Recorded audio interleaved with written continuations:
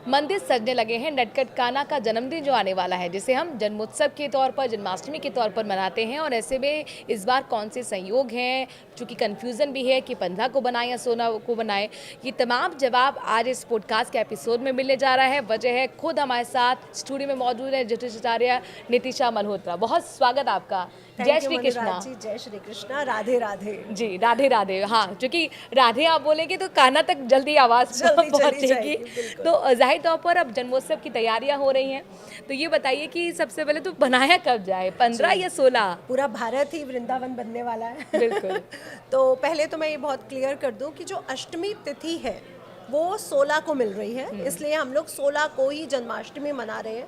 लेकिन रोहिणी नक्षत्र इस साल हमें 16 को नहीं मिल रहा है, वो 17 को पड़ेगा। लेकिन जन्माष्टमी का जो जन्म पर्व है, जो श्री हरि विष्णु के कृष्ण स्वरूप का जो जन्म पर्व है, वो रात को 16 तारीख रात को 12 बजे मनाया जा रहा है। जी, संयोग इस बार कौन से हैं? जी, इस साल बहुत अच्छे संयोग पड़ रहे हैं, जैसे कि शोभन योग है, शश योग है, लक्ष्मी योग है, गज लक्ष्मी योग है और सर्वार्थ सिद्धि योग है। ये योग पढ़ना ही जन्माष्टमी पर अपने आप में स्पेशल हो जाता है, क्योंकि अष्टमी तिथि पर चंद्रमा का वृषभ राशि में होना और रोहिणी नक्षत्र में होना, ये अपने आप में बहुत बड़ा योग है। तो इससे बड़ा योग क्या होगा कि चंद्रमा अपनी उच्च राशि में है और रोहिणी नक्षत्र में है। जी, तो ये सबसे बड़े योग इस साल पढ़ने जा रहे हैं। तो तमाम जो व्रती हैं, जो व्रत रख रहे हैं, रात के 12 बजे आरती करने के बाद वो खुद भी भगवान को भोग लगाएंगे और ग्रहण भी करेंगे, तो वो क्या उपाय करें कि इस संयोग का फायदा उन्हें मिल पाए? जी, पहली बात तो इस बार कृष्ण जन्माष्टमी हम 12 बजे नहीं, 12:04 पे मनाएंगे। अच्छा, रात्रि का ये समय है 12:04। तो ये नोट कर लिया शुभ जाए। संयोग 12:04 से शुरू हो रहा है, 12:04 तक शुभ संयोग नहीं है, इसलिए कृष्ण जन्म 12:04 पे होगा और ये 12:47 तक रहने वाला है। तो आप इस समय कृष्ण जन्म करवाएंगे, जो खीरे में जन्म करवाते हैं या जैसे भी आपके घर में रिचुअल्स होते हैं जन्म के, वैसे आप जन्म करवाइए। इसके बाद अभिषेक रहेगा उनका, पंचामृत से, दूध से, दही से, शहद से अभिषेक होगा।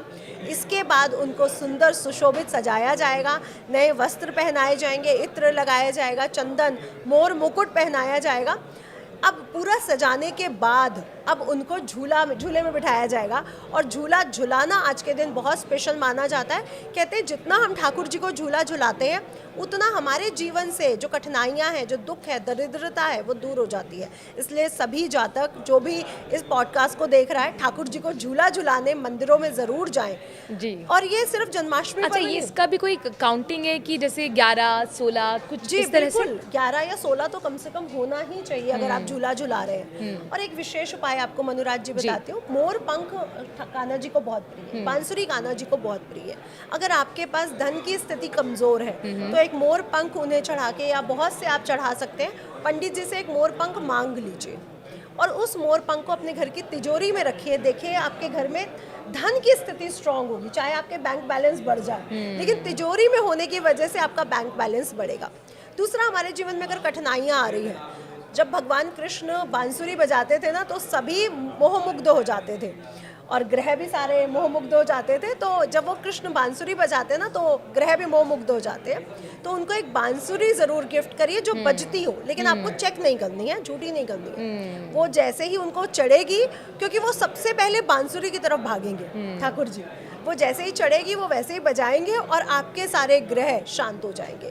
जिनको भी राहु केतु शनि से परेशानी हो, या जिनको लग रहा है मेरी महादशा मेरे फेवर में नहीं है, मेरा समय अच्छा नहीं चल रहा, मेरी जॉब छूट गई है, बिजनेस अच्छा नहीं चल रहा, शादी नहीं हो रहा, बच्चा नहीं हो रहा, वो भगवान जी को, ठाकुर जी को किसी भी मेटल का, लकड़ी का, बांस का, चांदी का, पीतल का बांसुरी इस जन्माष्टमी पर जरूर गिफ्ट करें। एक तो आपने बताया कि बांसुरी भेंट करना है, दूसरा आपने बताया कि झूला जरूर झूला है। अच्छा, ये भी बताइए कि श्रृंगार तो आपने कान्हा का कर दिया और वाकई मनमोहक उनकी तस्वीर लगती है, मतलब आप एक बार देखो तो निहारते रह जाएंगे।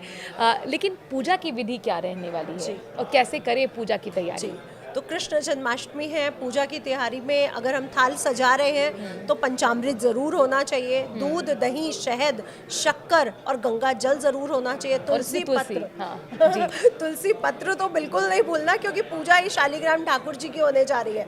तो भोग में हर चीज में तुलसी पत्र जरूर होगा। पंजीरी आज के दिन बनती है, हाँ, सभी घरों में अपने रिचुअल के हिसाब से, कोई धनिये की, कोई सूजी की, कोई आटे की पंजीरी बनाएगा तो पंजीरी अपने घर में ज़रूर बनाइए, क्योंकि माँ यशोदा को भी भोग लगता है, इसलिए पंजीरी बनानी बहुत ज़रूरी है।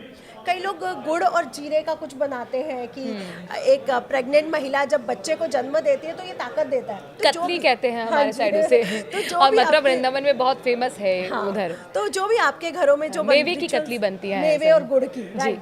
तो ये ज़रूर बनाइए, क्योंकि माँ यशोदा को भी भोग लगना है, इसलिए बहुत ज़रूरी है ये आपकी थाली में होना चाहिए। दूसरा, उनको चंदन बहुत प्रिय है और कहते हैं चंदन जब ठाकुर जी को लगता है ना, गोपाल चंदन, सभी ग्रह आपके प्रसन्न हो जाते हैं। गोपाल चंदन जब उनके मस्तक पे सजता है तो प्लेट में, थाली में चंदन ज़रूर होना चाहिए। उसके बाद रोली है, इत्र है। ठाकुर जी का जो सबसे फेवरेट जो चीज़ है वो इत्र है, उनको इत्र बहुत प्रिय है, पान बहुत प्रिय है उनको। तो ये सब लेकर के आप पूरा थाली सजाइए। और श्रृंगार का सामान तो ऐसा होना चाहिए कि वो खुद कहे कि मैं आज क्या मोहन लग रहा हूँ जी। तो उनको सजाने में कोई कमी मत रखिएगा, उनको बिल्कुल। और सजना खुद भी संवरना मुझे बहुत- लगता है खुद भी सजना संवरना बेहद जरूरी है। बिल्कुल। त्योहार की हमारी खूबसूरती भी होती है, पॉजिटिव वाइब्स भी आती हैं, Positive vibes और भी यही आती हैं। त्योहार की एक कहना चाहिए कि यही त्योहार का मकसद भी होता है कि खुशियाँ आए, घर भी साफ घर हो भी जाए, साफ। नकारात्मक शक्तियाँ जी। सारी दूर हो जाए। बिल्कुल। और जहाँ पे कृष्ण जन्म हो गया जिस घर में, वैसे भी वहाँ से सारी नकारात्मक शक्तियाँ बाहर हो जाएंगी। बिल्कुल। तो कृष्ण जन्माष्टमी जरूर बनाएं, घर घर में बनाएं। और मोहरात्रि भी तो इसे कहते हैं, तो इसकी हाँ। क्या विशेषता होती जी, है? बहुत अच्छा क्वेश्चन है। मोहरात्रि भी कहा जाता है क्योंकि आज भगवान श्री कृष्ण का नहीं,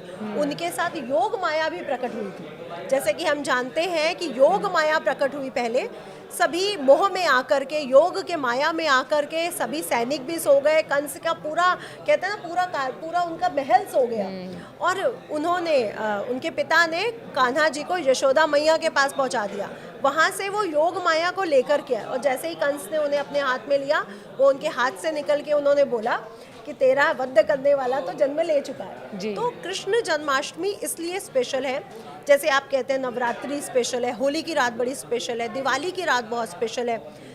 जो मोहरात्रि है, जो कृष्ण जन्माष्टमी है, वो और भी ज़्यादा स्पेशल है क्योंकि भगवान कृष्ण से पहले योग माया प्रकट हुई। और योग माया वो है जो सभी देवियों की माया है। जी। तो योग माया की रात्रि इसलिए स्पेशल है क्योंकि आप इस समय तंत्र, सभी तरह की पूजा विधियां, जितने भी आपके प्रयोग होते हैं, जितने भी आपके रिचुअल्स होते हैं, अप्सरा सिद्धि है, तंत्र सिद्धि है या मंत्र सिद्धि है, इस रात को आप लोग कर सकते हैं। ये बहुत गुप्त रात्रि है। जी।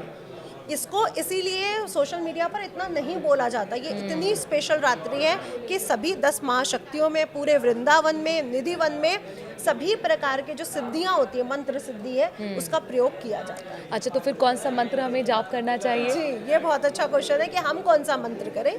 तो भगवान श्री कृष्ण अपनी योग माया के साथ प्रकट हुए हैं, तो जो कहते हैं ना राधे राधे ही बोल देता है, वो भगवान कृष्ण भागते चले आते हैं। बिल्कुल। तो राधे राधे तो एक सबसे बड़ा मंत्र है, महामंत्र है। हाँ। जय श्री राधे। दूसरा, ओम नमो भगवते वासुदेवाय नमः। अगर हम इस मंत्र का जाप कर लेते हैं तो भी श्री हरि विष्णु श्री कृष्ण हमसे बहुत जल्दी प्रसन्न हो जाते हैं। तो इन कृष्ण मंत्रों का जन्माष्टमी जो है वो जन्मोत्सव है, जन्म का हम उत्सव बनाते हैं भगवान के। मुझे लगता है ये मातृत्व उत्सव भी है, जी। मातृत्व को सेलिब्रेट करने का, यशोदा के लिए भी देखिए, समर्पित यशोदा ये। जी को सेलिब्रेट किया जा रहा है, कृष्ण को सेलिब्रेट किया जी। जा रहा है, और राधा जी जो और अभी जिनके प्रकट घर में के दिन- कान्हा है, क्योंकि जो माएँ हैं वो अपने बेटों में भी कान्हा ढूंढती कान्हा जी, हैं। आजकल तो बेटियां भी कान्हों से बिल्कुल। कान्हा से कम नहीं है। लेकिन इस दिन योग माया के प्रकट होने जी। के कारण ये बहुत स्पेशल डे हो जाता है, क्योंकि योग माया सिर्फ साल में जन्माष्टमी का ऐसा त्योहार है जहाँ पे वो प्रकट हुई है। और किसी भी त्योहार में आप योग माया का वर्णन नहीं सुनते।